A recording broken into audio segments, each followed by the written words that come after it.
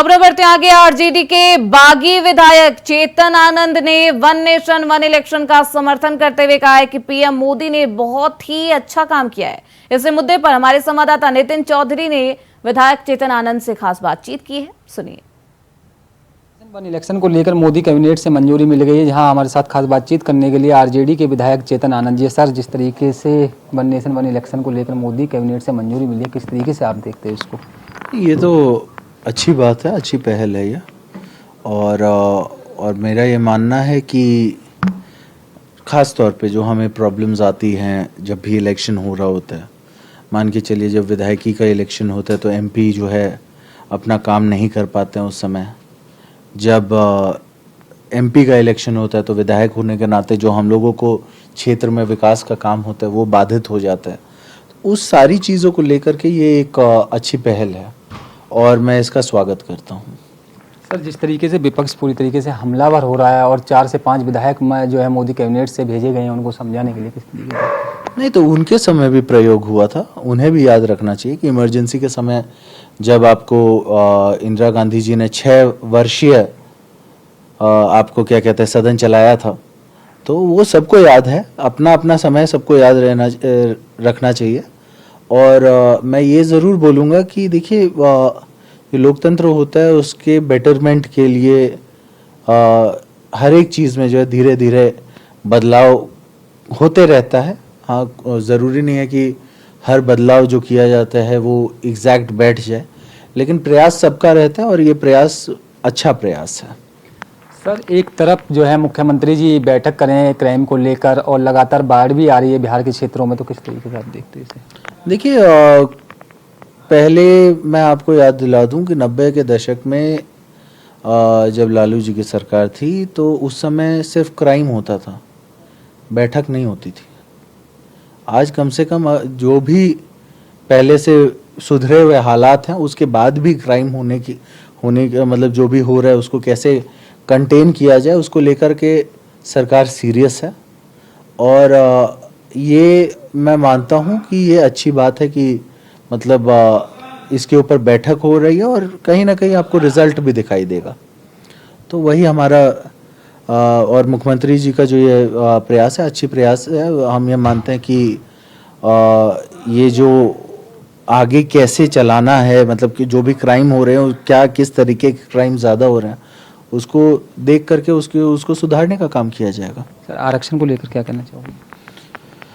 आरक्षण को लेकर के वैसे भी पूरे देश में तो बहुत सारी बातें हो रही हैं, है ना। और आप जान ही रहे हैं कि जो क्रीमी लेयर की बात उठी थी जी। हम ये मानते हैं कि जो व्यक्ति आरक्षण का लाभ उठा चुके हैं और उनके समाज में बहुत सारे ऐसे लोग हैं जिनको लाभ उठाना बाकी है, हाँ, तो उसको उससे भी मौका मिलना चाहिए जिसे लाभ नहीं पहुंचा है।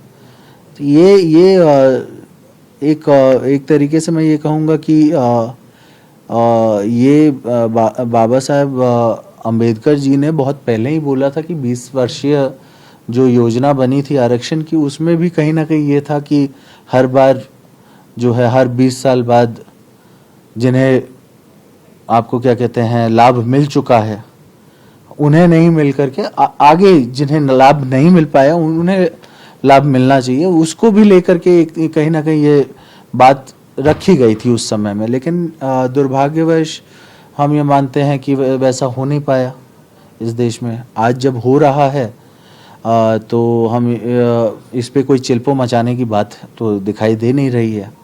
और हम ये मानते हैं कि अब आप ही देख लीजिए कि अगर कोई व्यक्ति जो आरक्षण का लाभ उठा करके बड़ा पदाधिकारी बन जाए तो उनके बच्चे जो है वो जो क्रीमी लेयर हम लोग बोलते हैं, तो उनके बच्चे जो होंगे वो स्वाभाविक तौर से बड़े स्कूल से पढ़ाई करेंगे।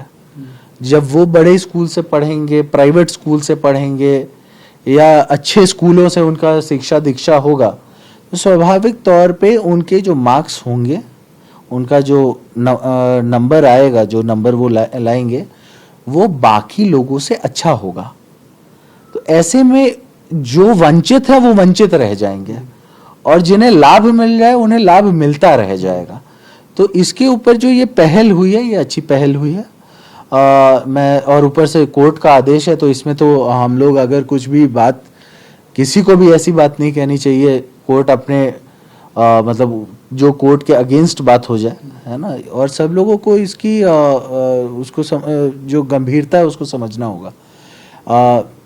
हमारे बड़े भाई जैसे आप मान के चलिए चिराग पासवान जी हैं, तो उनका अब देखिए कि मतलब उनकी शिक्षा दीक्षा सब कुछ बहुत अच्छे जगह से हुई है।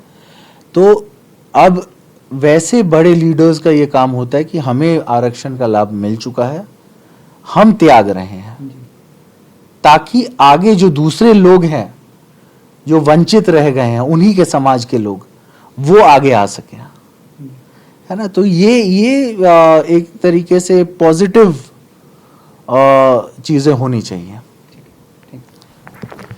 कैमरामैन सुशील के साथ मैं नितिन चौधरी, इंडिया वॉइस, दिल्ली।